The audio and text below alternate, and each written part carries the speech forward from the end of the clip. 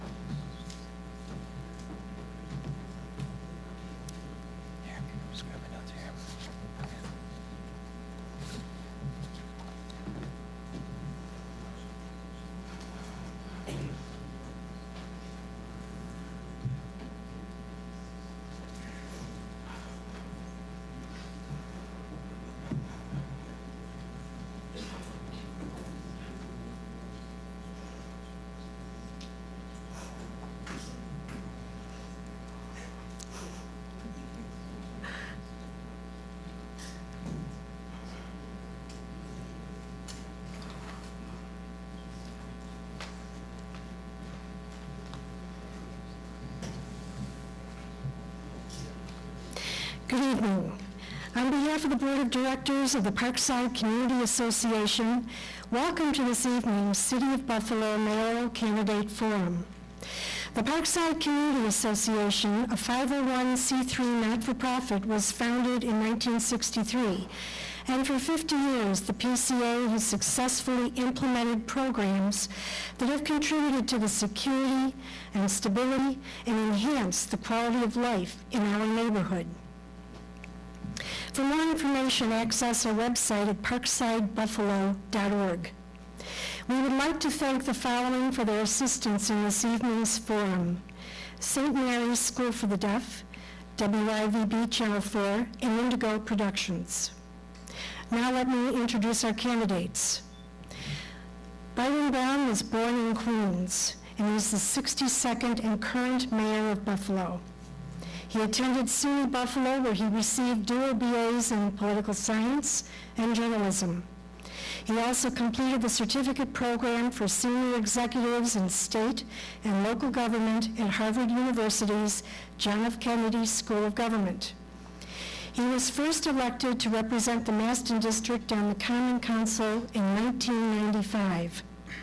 He became the first African American elected to the state Senate outside of New York City in 2000, and in 2005 became the city's first African American mayor. Welcome, Mayor Brown. Thank you very much.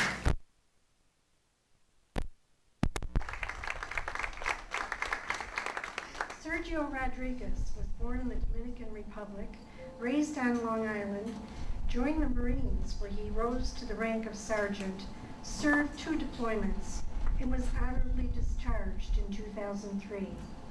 He served as Deputy Director of Erie County's Veterans Service Agency and most recently as coordinator of Office of Veterans and Military Affairs at Medaille College. He is the founder of GI Bill magazine website, Luminet Digital Media LLC, and is a published author.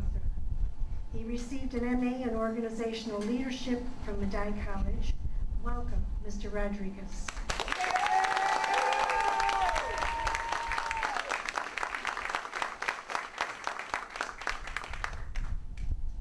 Born in Buffalo, Bernie Tolbert is a graduate of Lafayette High School and the University of Buffalo, where he earned undergraduate and graduate degrees in social work. He worked as a teacher and social worker, spent 22 years as an FBI agent, and served as special agent in charge for the Buffalo region. After his retirement, he provided executive security for HSBC and Coca-Cola, and most recently served as VP of Security for the National Basketball Association, where he was responsible for security for the 30 NBA arenas across the country. He also led a team of security professionals providing security for our Olympic team. Welcome, Mr. Tolbert.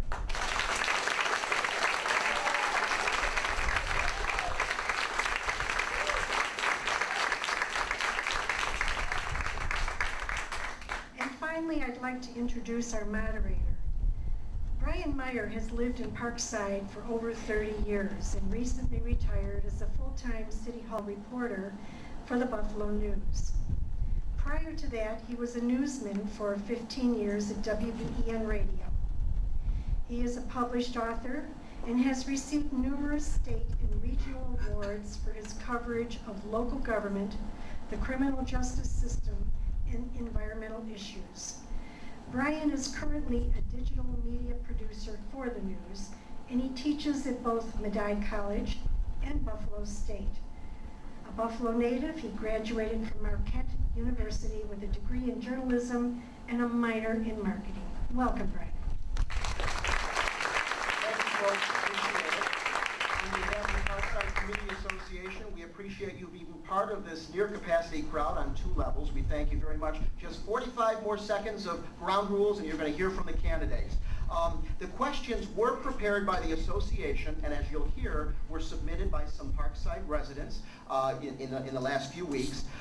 You'll hear some of the questions address issues of citywide interest, region-wide interest, but certainly you're also going to hear questions that are very specific to Parkside and the surrounding neighborhoods. After all, that's really why we're here tonight. We want to go through some quick ground rules. Again, please refrain from clapping. The more you clap, the less you'll hear from the candidates. Please abide by that. Each candidate is going to have 2 minutes to deliver opening statements. The order of these speeches was done by random. A few witnesses have watched it from a few different organizations. Following the openings, a series of questions are going to be asked to each candidate and addressed to a specific candidate, alternating among the candidates. The main respondent is going to have 90 seconds to respond. The other candidates will have 45 seconds each. We'll also have some allotted time for questions submitted in writing by the audience in the final phase of this debate. Closing arguments will be delivered. Each candidate will have 2 minutes. We're now going to openings, and Mr. Brown, you're first. Thank you very much, Mr. Meyer.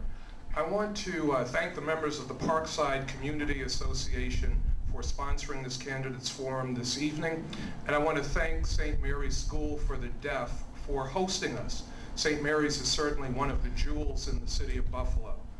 I am very pleased to be with you tonight, and Parkside is one of the special communities in the city of Buffalo. I'm proud to say that I know the Parkside community well, and over the years I've spent a lot of time in the Parkside community, as I have in neighborhoods across the city of Buffalo. In fact, several members of my senior staff live in the Parkside community or in close proximity to the Parkside community. So when there are issues or concerns in Parkside, I hear from them directly and firsthand, and we are able to be very responsive. Over the years, I've worked on a number of issues of importance to the Parkside community, and I will go more into detail on those issues as the questions are asked by the moderator and Ms. Kingston from Channel 4. I want to just say that we have worked hard to make Parkside and other neighborhoods across the city of Buffalo more attractive places to live and invest by cutting the tax rate by over 15% and by freezing property tax reassessments for 3 years, which was requested by some in Parkside and other parts of the city to provide our taxpayers with tax certainty. Currently, there's over $1.7 billion of economic development activity taking place in the city of Buffalo, more development than we have seen in decades, that is creating real jobs for the residents of Buffalo. Thank you very much. Mr. Rodriguez. Sure. First, I also want to thank the Parkside Community Association for hosting this very important debate that will keep people informed as to why they should vote for any of us three sitting here. I want to say a few things. My involvement in the community, helping veterans, helping low-income seniors, and also helping the youth, has led me to get to a point where I realize that many of the issues that are impacting the residents of the city of Buffalo are not being addressed. And these issues are the issue of education, crime, poverty, and unemployment. Now, why is it that over the past 8 years of the current administration, these issues have only gotten worse? So I attribute that to the lack of leadership, the lack of vision, and the lack of sense of urgency on the issues that matter most to residents. I believe that I have the private sector experience, the government sector experience, not-for-profit sector experience, and academic experience as well to lead the city into a more prosperous future. So I'm very, very happy to be here because this will give me an opportunity to tell you about my ideas for a better Buffalo and why these issues really need the leadership, vision, and sense of urgency. Thank you. And Mr. Tolbert. Thank you. I too would like to thank the Parkside Community Association, certainly thank St. Mary's School for the Deaf, and thank all of the audience for coming out tonight to learn more about the candidates. It's a very important time in our lives, in all of our lives, and you have a very important decision ahead of you. But first, let me just say that I have a very special connection with Parkside. I lived here in the Parkside community, right at the corner of Main and Jewett, right in the apartment building there, for quite a number of years. It's been quite some time. But I also have a very dear friend who founded the Parkside Community Association, Jack Anthony. And he is a very special person, someone who's special, I'm sure, to all of the members of the Parkside Community Association. And I look forward to a continued relationship with the Parkside Community Association. Let's talk for a moment. Let's talk about some real talk. Let's talk about a senior citizen who lives in the Ellicott District, whose home is crumbling around her, and whose health has been impacted by the spread of mold and decay, all because City Hall will not send an inspector out to verify that she qualifies for grant assistance. But let's talk about the disabled veteran, Larry Burt, in whose neighborhood gangs rule the street. And people are afraid to have their children go out alone. This, despite a promise 8 years ago to Mr. Burt by Byron Brown that he would make things better. Let's talk about the businessman or the business owner on Chippewa Street who's frustrated by the uneven application and enforcement of city laws that favor one business owner over another. You'll hear a lot of statistics tonight, and statistics can be manipulated to prove a point. But the reality of Byron Brown's Buffalo tells an undisputable story. Thank you, Mr. Tolbert. Thank you. The first question is directed to Mr. Rodriguez. Most people recognize the importance of strengthening neighborhood business districts. We're all aware of the strength of districts like the Elmwood Village, Hurdle. What specifically would you do to strengthen neighborhoods on the east side, the lower west side, Riverside, and other sections that are not benefiting from some of this momentum? Well, thank you for asking, because that's a very important question to ask in the city of Buffalo, especially in light of the fact that we continue to lose residents. We've lost over 20,000 residents since the administration got elected in 2005. So the issue here is that businesses ultimately need people, you know? And if people are not moving into the city or they leave the city, this is not good for businesses. Many businesses don't feel like they can go to City Hall and get all their issues addressed. So it makes sense that we are moving towards a system that provides a one-stop shop for anything that you need in terms of a business, whether you're looking to expand, whether you're looking to begin a business. Right now, they're being hassled all over the place. You know, the communities in the east side and the west side of Buffalo are the ones that are hurting the most from the lack of employment. In fact, folks, our employment base has been reduced by over 10,000 people since the mayor got elected. Now, we had 116,000 people in the city of Buffalo working in 2006. Now we have 106,000 people. We keep losing jobs. I think that's 15 seconds, right? No, you have to stop. I'm sorry. Mr. Tolbert, you have 45 seconds to respond. Thank you. Neighborhoods are the key to the fabric of our city, and we must do all that we can to not only preserve them, but we have to develop our neighborhoods. Under the current administration, we've not had the ability to do that.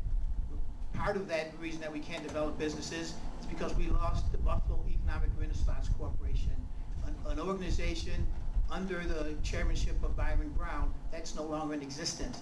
That organization cannot provide help to businesses in the communities because, as HUD noted in an audit that they conducted,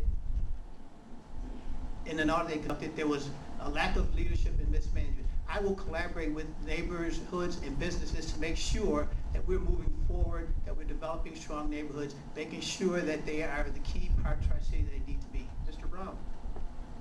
Well, let's talk about what we have done, because I don't think we've heard anything that the other two would do. What we have done is we've cut the commercial tax rate by almost 28% in the city of Buffalo, making it a more affordable place for businesses to invest and to do business in the city of Buffalo. We have also worked to provide loans and support to business throughout the city of Buffalo. Small businesses have been able to receive loans in the city of Buffalo. One of note is Francesca's in South Buffalo, which is a thriving restaurant to this day. Our next question is directed to Mr. Tolbert. The city gives, give or take, about half of every dollar it raises in property taxes to educate our children, yet our mayor and the common council have virtually no power over how that money is spent and how the schools are run. Should that change, and if so specifically, how should it change? Thank you. You're absolutely correct. Half of every tax dollar that we collect goes to the Board of Education.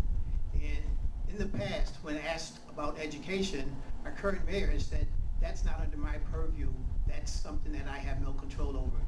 First and foremost, I say that as the mayor, you do have some control. You certainly have an office where you can be a loud, vocal advocate on behalf of our children, speaking up every day, letting the Board of Education know, letting the teachers union know, letting parents know that what's happening is not good enough for our children. So I propose that we should change that. First, I'd seek to gain some more mayoral input by seeking legislative change that would allow the mayor to appoint some of the school board members. We have 9 school board members, 6 elected in the district.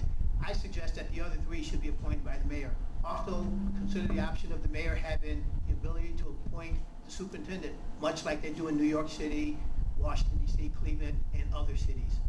That would allow the mayor to now, you can't stand behind the facade of, I have nothing to say about it, it's not mine. You must be accountable. And I welcome the accountability and the responsibility. It's too important an issue, the education of our children, for anyone, especially the CEO of the city, to stand back and say, I have nothing to do with that. Mr. Brown, you have 45 seconds. Well, action speaks louder than words. During my tenure as mayor, we've raised our commitment as a city to the Board of Education by $13 million over the course of my administration. We have funded important programs like refunding music that was cut. That was a crisis created by the Board of Education. we were able to come up with $400,000 to restore music programs to the Buffalo Public Schools. We have hired school resource officers to make the schools safer. So we have taken strategic, specific actions to support the Buffalo Public Schools, and I will continue to do that as mayor of the city of Buffalo. Mr. Rodriguez. Sure, education is the single biggest issue that is facing the city of Buffalo. When you take into account that we only graduate 47% of kids, our mayor should be more involved. We spend $72 million annually on this particular budget. We should seek nothing less than full mayoral control over the education system. This is a model that works in New York City. It's a model that works in the city of Yonkers. And it points to a person who has complete and total accountability of the system. We need to expand our vocational programs, go towards supervised in-school suspensions. We need to make sure that truancy officers are out in the streets ensuring that these kids are going to school and holding the parents accountable. There's a lot that we can do, and surely it's not convenient for the mayor to take over this issue. Graduation rates fell from 54% to 47% last year. Unacceptable. Our next question is for Mr. Brown. With the police department restructuring that's occurred over the years, moving from precincts to more expansive districts, couldn't it be argued that those neighborhoods with fewer violent crimes but with significant quality of life issues are being shortchanged? Well, the restructuring of the police department happened before I was elected mayor of the city of Buffalo. We have 5 districts, and we have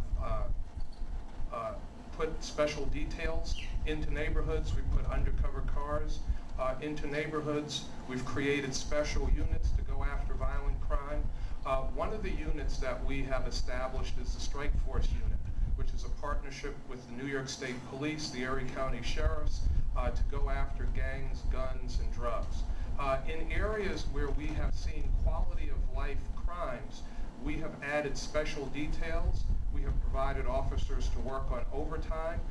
We have put unmarked cars into those neighborhoods to go after the perpetrators of those quality of life crimes, and in many instances we have been successful in arresting people responsible for those quality of life crimes, only to see them arrested 5 times, 10 times, 20 times, and let out by the court system to try to reoffend again.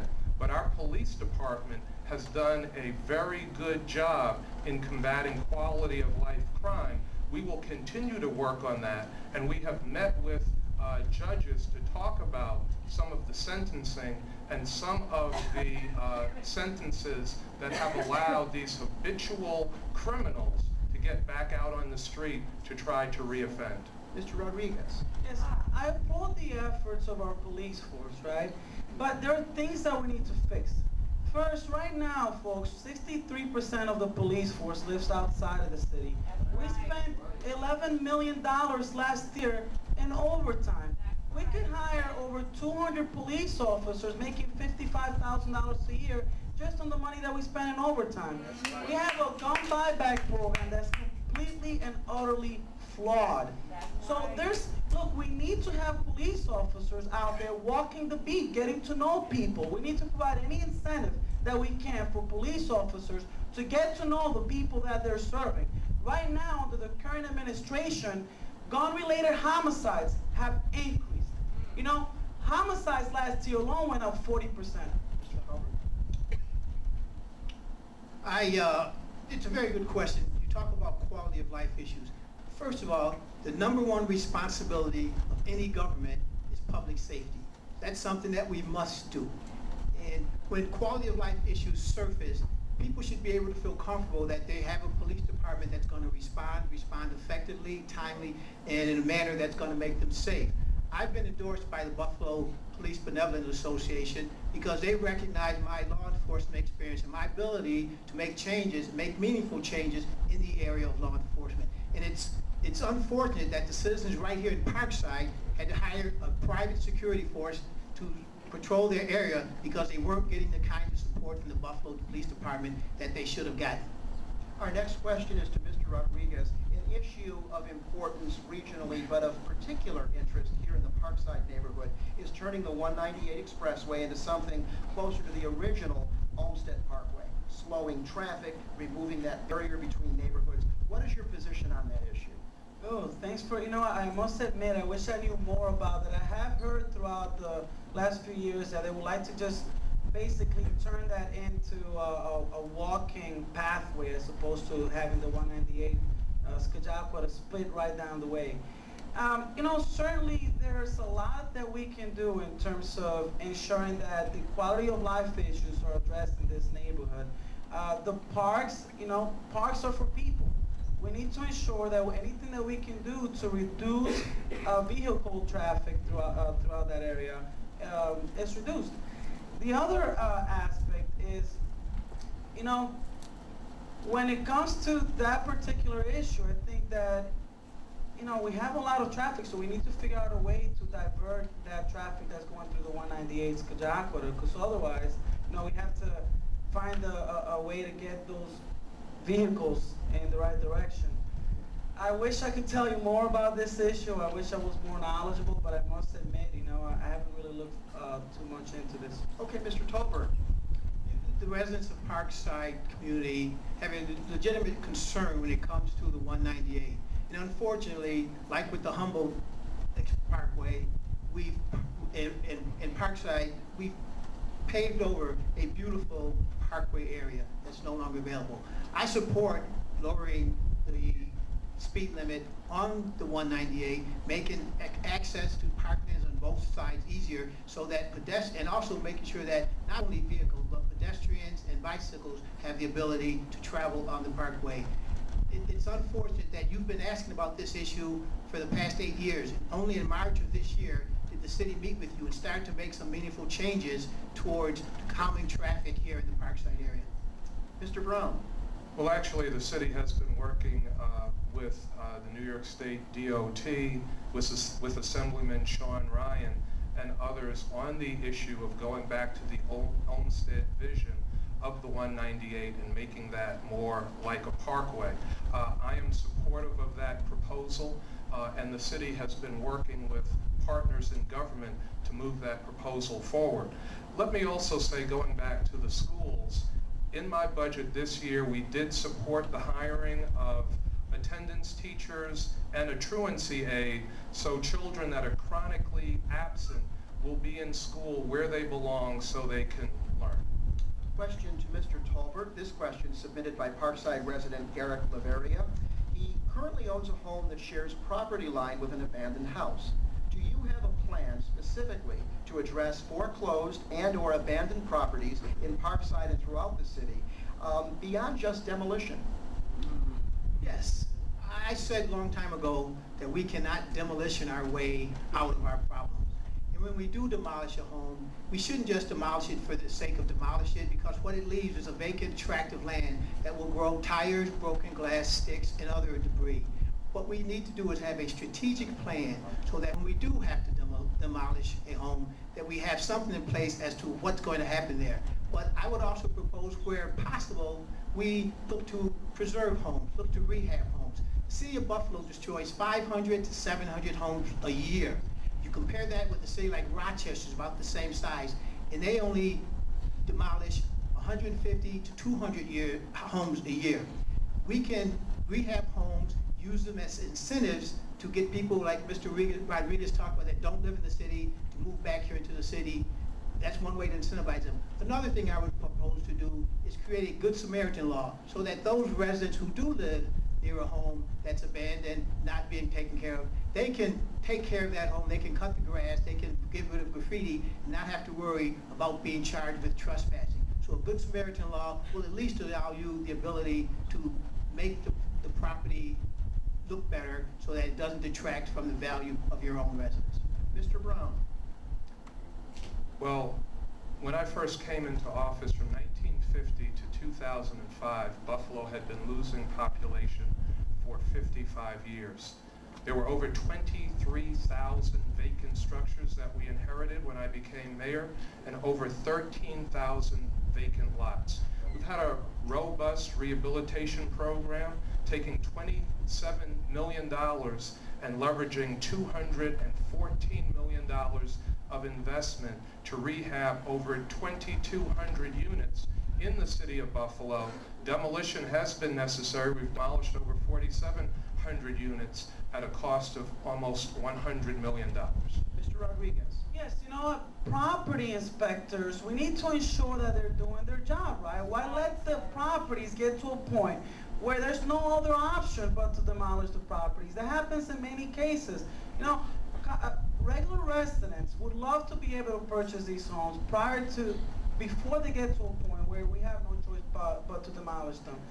Preservationists, we need to work hand in hand with the preservationist community to ensure that these properties, all we're turning to is demolishing the properties. The other thing is green demolition. We need to prioritize that. It's more labor intensive, it creates more jobs here in the city of Buffalo, and instead of getting people to come from outside of the suburbs, come here, demolish a house and walk away, they're doing it in an environmentally friendly way. Our next question is for Mr. Brown. Your ads tout progress, but we're still one of the poorest cities in the country with a shrinking population. Are your economic development plans premised on reversing this trend or acknowledging it, working with it, and be specific on how you think you can bring progress to the area? They're actually premised on reversing this trend. And actually the trends since 1950 of population loss in the city of Buffalo, we're seeing population loss slow.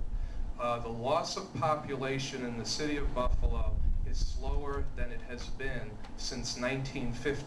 There is over $1.7 billion of economic development activity taking place right now in Buffalo, and the mayor's office has been involved in some way, shape, or form with all of the development that's taking place in the city of Buffalo, which is projected over the next 4 to 6 years to create between 5,000 to 11,000 new good-paying jobs in the city of Buffalo for residents of the city and the region.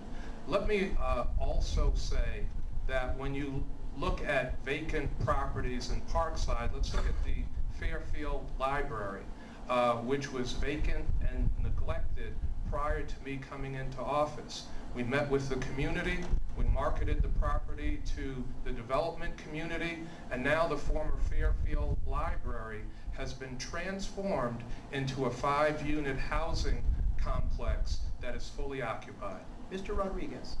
Yes, well, first, let me start by saying that the mayor's campaign slogan, it shouldn't be called progress, it should be lack of progress.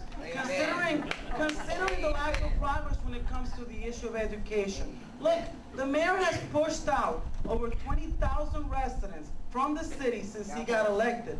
But the suburbs has increased in population. The unemployment rate has increased. It's 10.2% right now. Yesterday, you heard the New York State Department of Labor that heard say that regionally, the unemployment rate has decreased. So the mayor's doing a good job at employing suburbans. Terrible job at employing city residents. Amen. Mr. Talbert.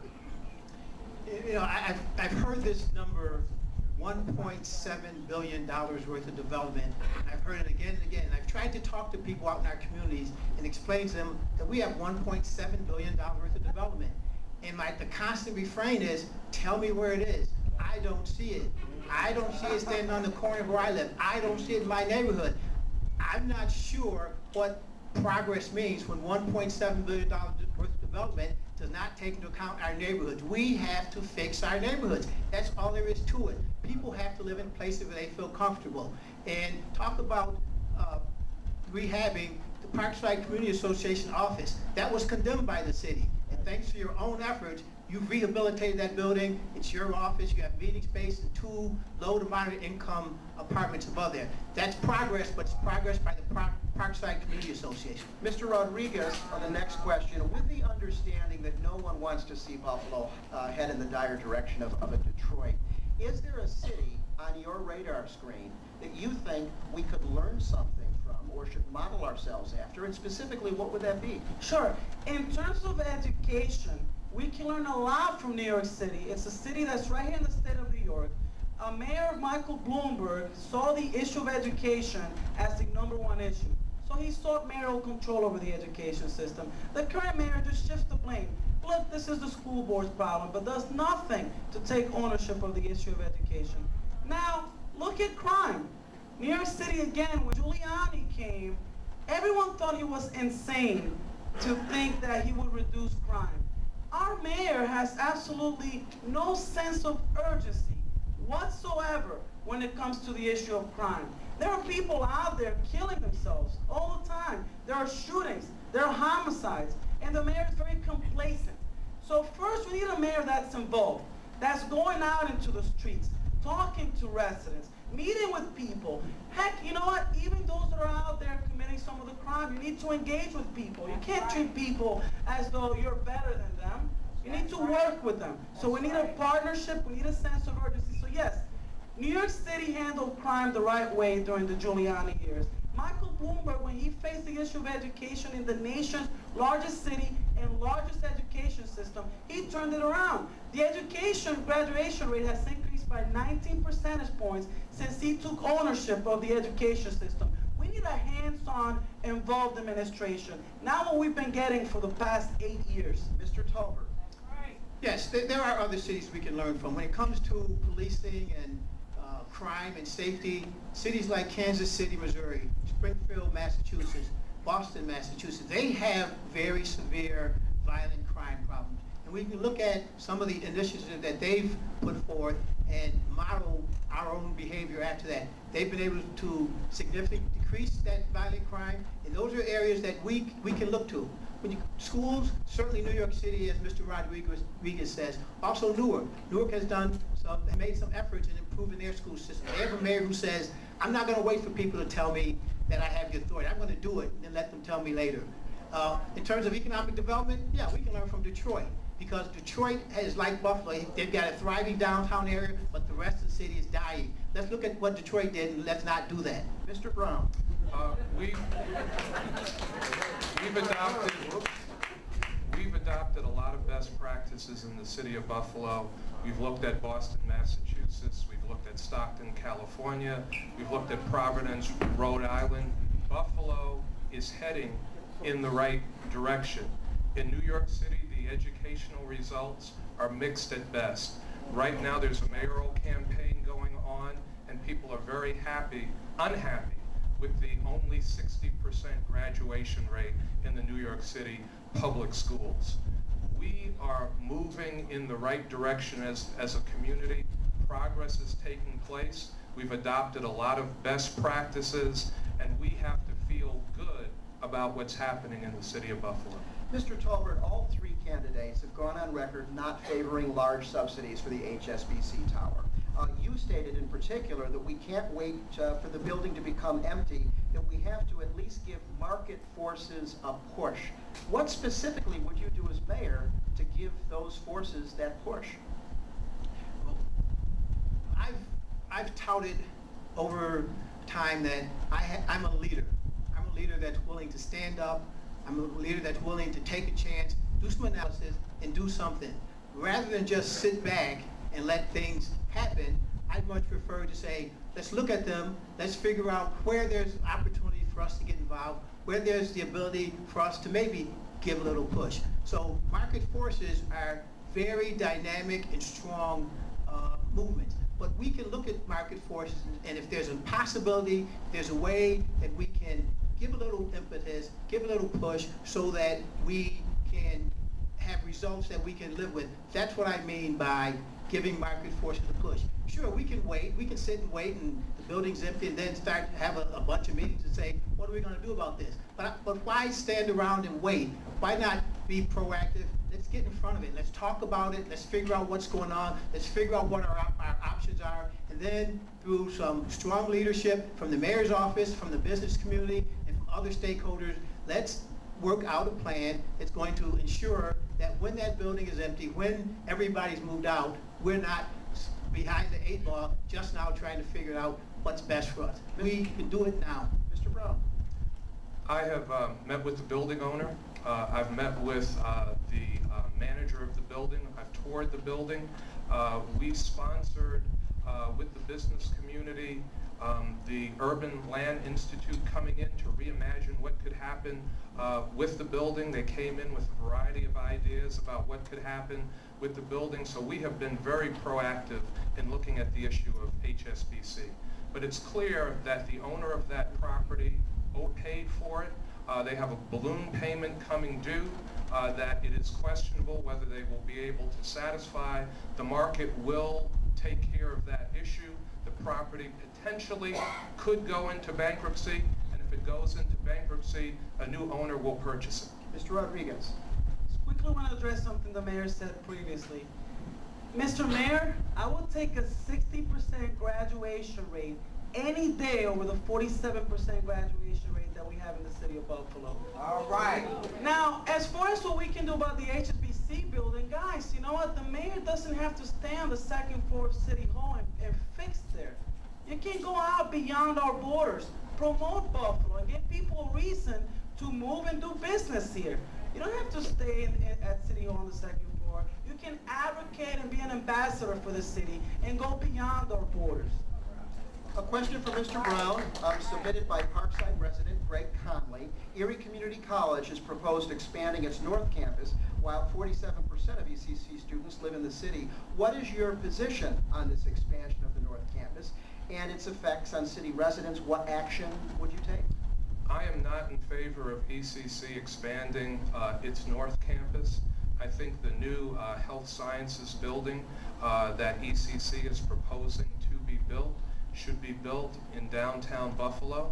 Currently, there is $800 million of development between the Buffalo Niagara Medical Campus and Sisters Hospital that is taking place right now.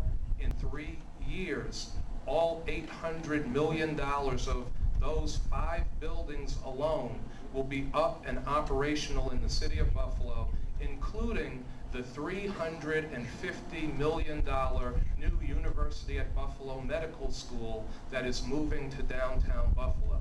I think it makes all the sense in the world for ECC to build that health sciences building in the city of Buffalo, where those students can work and learn and intern where the medical campus is growing, where they will have the opportunity for a world-class education and job placement after they complete their degrees. Mr. Rodriguez. Yes, you know what? I'm glad the mayor recognizes that the ECC campus expansion, the $30 million expansion, should be in the city campus. However, he does absolutely nothing about it. He doesn't go out there and ensure that this money is being invested in the city.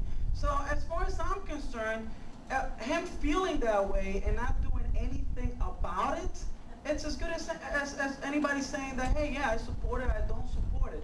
So we need an involved administration. This is another example of someone who lacks the leadership, the sense of urgency, and the vision to do what's right in the city of Buffalo. So yes, I do support the expansion in the city. Let's not do what we did with the Buffalo Bills and send them to Orchard Park. Mr. Tolbert. Mr. Tolbert.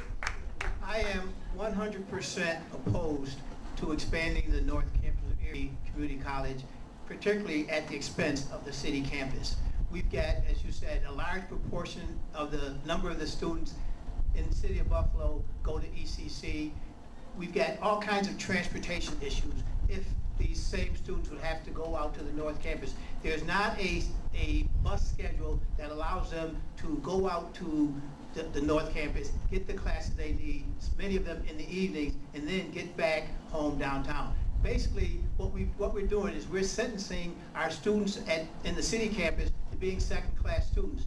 And I will be a leader. I will step up. I will be very actively involved in working with ECC, the county, to make sure that we keep the campus downtown. Thank you, Mr. Tolbert. We now move to audience questions, and with those questions is News 4's Rachel Kingston.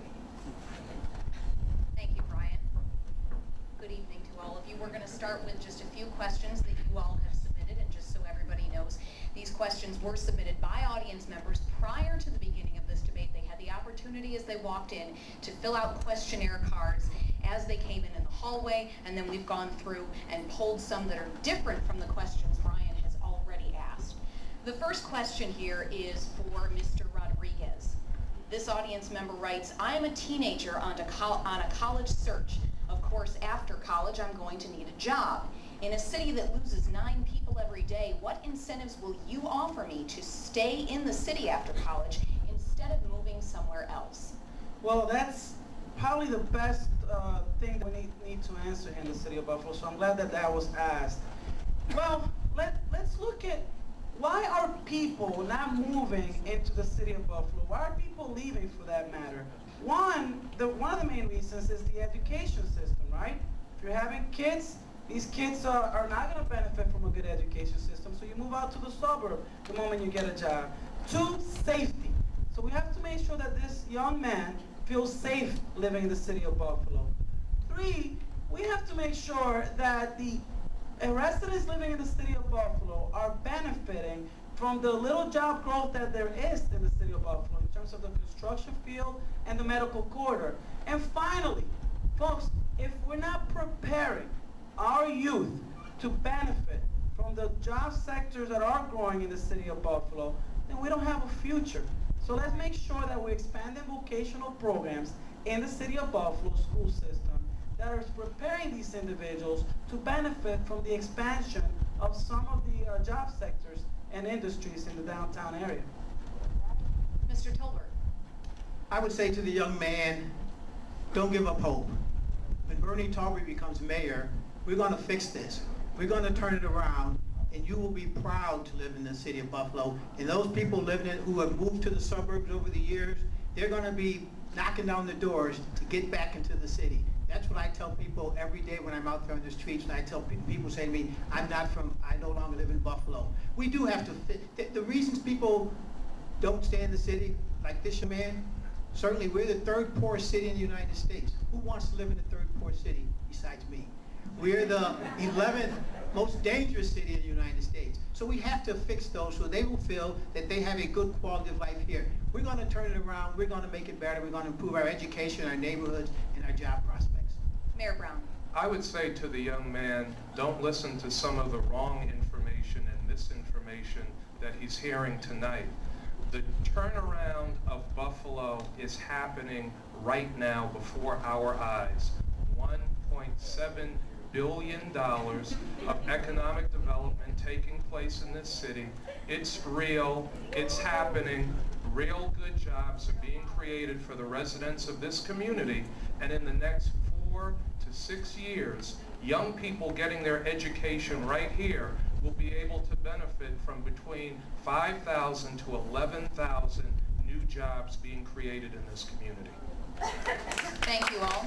This next question is for Mr. Tolbert. The audience member writes, about food stamps. What could change on a federal, state, or county or local level to alleviate hunger, especially since food prices are rising? I'm not sure what the connection is with food stamps, but when we talk about hunger and rising food costs, those are issues that are very important to the city of Buffalo. As I've said, we're the 3rd poorest city in the United States. People have to be able to meet their basic needs. And one thing I will do as mayor is I will ensure that we're collaborating with all of the stakeholders, with businesses, with other government agencies to bring about programs that will address the issues of poverty. Poverty is a problem that is dragging on the city of Buffalo. So we're going to want to make sure that we look for avenues, look for opportunities that we can ensure that people have the ability to earn a living wage. And we can also look to ways in terms of food and rising costs of food. We have a lot of vacant land here in the city of Buffalo that's just sitting there. Why not do more urban farming where we can use what food we grow for low cost uses right here instead of having to import it from other places. So that's another thing that we can do to help bring down the cost of food and reduce the effects and the impact of poverty. Mayor Brown. We are providing training programs. We're providing employment information to people every day through the Buffalo Employment and Training Center. As a member of Governor Cuomo's Regional Economic Development Council, new training programs are being developed to link people with the jobs that are being created in the city of Buffalo. There's a whole coalition of people throughout the city, and region that are working on these issues. During my tenure as mayor, we've helped to provide over 17,000 employment opportunities for young people in this community. And this year we spent the most money in the history of the city of Buffalo on youth employment. Mr. Rodriguez. Well, we get $18 million every single year from the federal government in HUD funds to combat poverty. Yet because of mismanagement and spending more money on administrative costs, they've actually asked for the city to return money that is meant to combat poverty. We need to make sure this money is going right out to the community organizations that are putting this money to good use in combat poverty. The other thing is, I'm not sure what planet the mayor is living in when he's talking about unemployment. Folks, it's 10.2% right now. It was 6.9 in 2006 at the same time this year. We've lost over 10,000 jobs since he got elected. We have 20,000 fewer people. I don't understand what he's talking about. Thank you. The next question is for Mayor Brown. The audience member writes, I find the entrance on Porter Avenue into Buffalo, New York an embarrassment. It is often the first impression of Buffalo, New York and the USA. Do you have any plans to help improve that situation? Well, actually, there have been investments on Porter Avenue. We did the sidewalks, the curbs on Porter Avenue. There is the LaSalle Park on Porter Avenue. We've invested millions of dollars in LaSalle Park. We have spent $31 million on our park system. Porter Avenue is bordered by two parks, one of them an Olmsted Park. So we are always looking to upgrade our investment on Porter and Niagara, which is the gateway into the United States. We have a major project moving forward on Niagara Street, which intersects with Porter, that is going to be an over $4.5 million streetscape enhancement of Niagara Street, which is starting shortly. Mr. Rodriguez. Sure. You know, if you go to LaSalle Park, and then you go to the waterfront, the Erie Basin, and then you go back to LaSalle Park, and then go back and back again, you'll see that I don't see any investment that's going on at LaSalle Park. It's an embarrassment. The infrastructure is non-existent. So as far as the mayor is concerned, he thinks there's improvement at LaSalle Park, but when I go there, I don't see any improvements, Mr. Mayor. You know, the other thing is, I'm on the executive board of the organization that helped initiate the Niagara Street Corridor being named as the Hispanic Heritage District. And we're working with the administration to ensure that some of those funds are going on the Niagara Corridor because it is an embarrassment. And this is how we introduce ourselves to the international market. Mr. Tolbert. I want to first go back to something that the mayor said in the last question. He mentioned that he created 17,000 jobs. How many of those were living wage jobs? How many of those were permanent jobs? How many were just summer youth jobs that you work for 6 or 8 weeks and then they're done? In terms of the gateways to our city, not just a Porter Avenue, but if you drive into the city on the 33, that too is an embarrassment. As you enter into downtown, you look at the boarded up homes, you look at the conditions. So I suggest that we not only fix up the gateway from Porter Avenue, but we also look at all of the other gateways into our city, specifically as you come in on the Humboldt Parkway. Thank you to all three of you. We had a lot more questions that we were hoping to get to, but since we only have an hour of time tonight, we are going to have to cap it there. I want to thank all of you in the audience here this evening who did submit questions. The three of you whose questions we got to, thank you so much. Those of whose questions we didn't get to, I apologize. We could probably stand here and talk all night about these issues, but I want to turn things back over to you, Brian, now so that we can wrap up. And we now have closing statements from each of the candidates. Mr. Tolbert, you're up first. Thank you. I want to again thank the Parkside Community Association for sponsoring tonight's forum, Brian for serving as our moderator, and all of you in the audience for coming out tonight. I also want to thank Sergio and Byron for their part in tonight's debate. It's not easy sitting here shoulder to shoulder making valid claims about the failings of the Brown administration, but they have to be done because that administration is systematically decimating our city and our people. We need a better Buffalo, and now's the time to make that choice. We all know that Mayor Brown has a $1 million war chest for his campaign. We all know that he has the power of incumbency. But one thing we may not realize is that come September 10th, we have a far greater power, the power to vote for the candidate of our choice. That's right.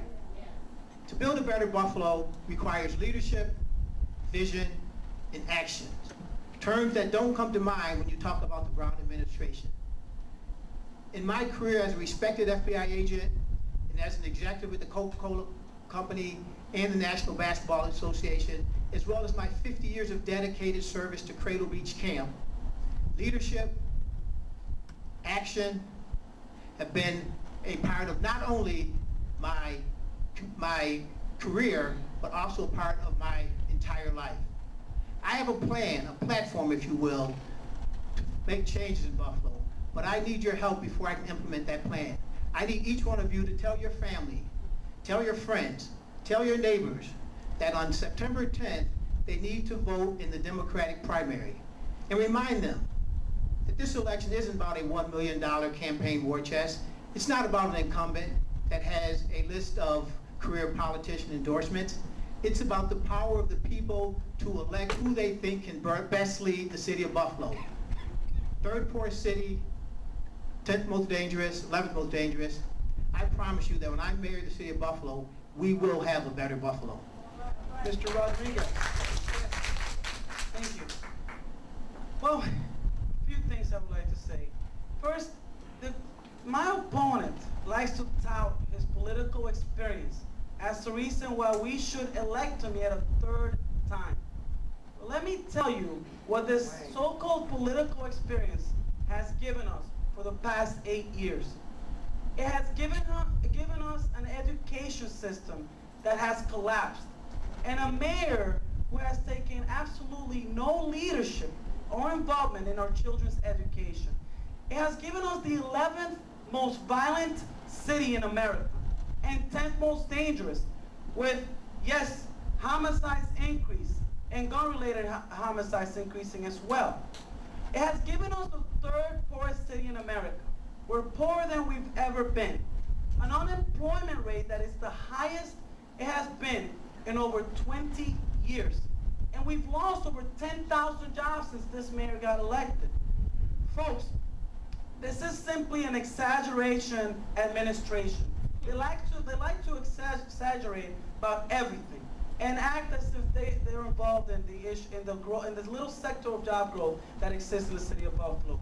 I have not only the governmental experience, private experience, nonprofit sector experience, but I also have the proven leadership, vision, and sense of urgency required to lead this city into prosperity.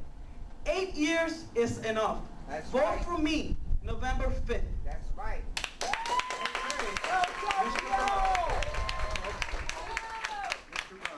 I want to thank the Parkside Community Association for sponsoring this mayoral forum. I want to thank all you ladies and gentlemen for coming out this evening. If you've listened to this very carefully, you have heard that Mr. Rodriguez and Mr. Tolbert have no plan, no vision for the future. All they have is the desire to tear down Buffalo. Every year that I have worked as your mayor, I have worked to build up Buffalo. I have worked to support the neighborhoods of Buffalo, and I'm very proud of the progress that we have been able to accomplish. We've cut the residential tax rate by over 15%. We've cut the commercial tax rate by 28%. And yes, we have provided over 17,000 employment opportunities for young people in the city of Buffalo. We've invested over $45 million in neighborhood infrastructure in this city and $31 million in our park system. There's over $1.7 billion of economic development taking place in this city right now as we speak that is creating real jobs for the residents of this community. Just today, I was very proud and honored to be with President Barack Obama, Governor Andrew Cuomo, and Congressman Brian Higgins, talking about the collaborations that are taking place in the city of Buffalo. And the President said it himself today in his speech that Buffalo is on the move and progress is being made in this city. On September 10th, in the Democratic primary, I ask for your support, your prayers, and your vote to win the Democratic primary. Thank you all very much. Gentlemen, thank you. On behalf of the Parkside Community Association, we certainly thank the candidates, we thank our audience members, and we thank those folks who've been joining us on the live stream on the web. And don't forget to vote. Thank you.